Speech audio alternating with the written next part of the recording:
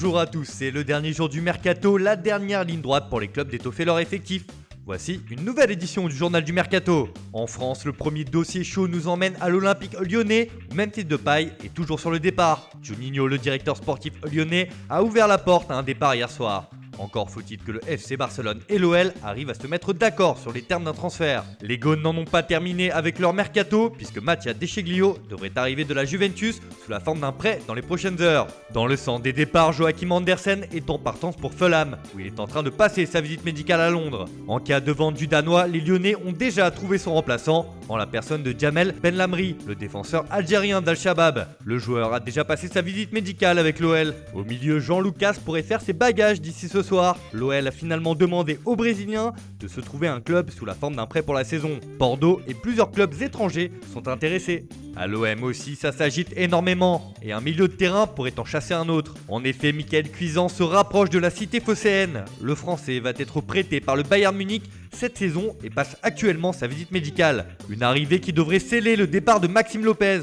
Le joueur de 22 ans est annoncé du côté de Sassuolo en Serie A. Si Cuisance quitte le Bayern, Bounassar va faire le chemin inverse. Les champions d'Europe en titre ont proposé 10 millions d'euros pour le latéral droit qui est arrivé ce matin à Munich et qui doit passer sa visite médicale dans les prochaines heures. Ça bouge aussi à Rennes. Les Bretons vont enregistrer l'arrivée de Jérémy Doku en provenance d'Anderlecht. La jeune pépite de 18 ans va être transférée pour 26 millions d'euros. Une arrivée qui devrait provoquer le départ de Rafinha. Le Brésilien est attendu du côté de Leeds United ce lundi. Un transfert de 17 millions d'euros est évoqué. De son côté, Strasbourg pourrait perdre l'un de ses cadres en défense. En effet, Mohamed Simakan est en route pour l'AC Milan. Courtisé par de nombreux clubs, le défenseur devrait rejoindre la Lombardie où, selon nos informations, il est tombé d'accord avec les Rossoneri sur un contrat de 5 ans. Le Racing devrait laisser filer son joueur pour un peu plus de 8 millions d'euros. Enfin, le PSG cherche toujours à se renforcer d'ici minuit. Le club de la capitale insiste pour Dele Alli, le joueur de Tottenham. Selon la presse britannique, les Parisiens vont revenir à la charge pour un prêt payant de 6,6 millions d'euros. De quoi convaincre Daniel Levy, le président des Spurs? Rien n'est moins sûr. À l'étranger, ce sont les Français qui font l'actualité. Annoncé proche de Manchester United ces derniers jours, Ousmane Dembélé devrait rester au FC Barcelone. Le champion du monde 2018 croit en ses chances de s'imposer cette saison en Catalogne et n'a pas voulu entendre parler d'un départ. Une mauvaise nouvelle pour le Barça qui comptait sur une vente du Français pour récupérer des liquidités et ainsi se lancer à l'assaut de Memphis Depay. Pendant ce temps, Manchester United attend toujours Edinson Cavani qui doit passer sa visite médicale ce lundi et signer un contrat de 2 ans avec les Red Devils. À Madrid, Thomas Lemar est sur le départ. En difficulté à l'Atlético de Madrid, le Français pourrait être prêté au FC Porto d'ici minuit. Le champion du monde 2018 cherchera à se relancer au Portugal. De son côté, Matteo Guendouzi va quitter Arsenal. Selon nos informations, le Français est en partance pour le Hertha Berlin. Il s'agirait d'un prêt payant de 4 millions d'euros pour une saison sans option d'achat. Enfin, c'est officiel, le Paris Saint-Germain a annoncé le recrutement de Danilo Pereira en provenance du FC Porto. Le Portugais arrive sous la forme d'un prêt avec une option d'achat fixée à 16 millions d'euros qui sera automatiquement levée si les Parisiens terminent sur le podium en Ligue 1.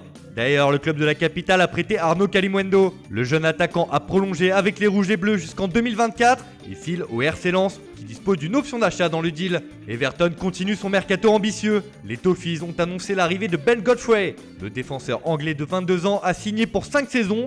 Il arrive en provenance de Norwich. Le transfert s'élèverait à plus de 20 millions d'euros. Barré par la concurrence à Tottenham, Ryan Sessegnon va chercher du temps de jeu en Allemagne. Et c'est la formation d'Hoffenheim qui va accueillir le défenseur sous la forme d'un prêt pour la saison. L'Inter continue de se renforcer. Les Nerazzurri ont annoncé l'arrivée de Matteo Darmian, le latéral de Parme. Le joueur arrive sous la forme d'un prêt assorti d'une option d'achat obligatoire.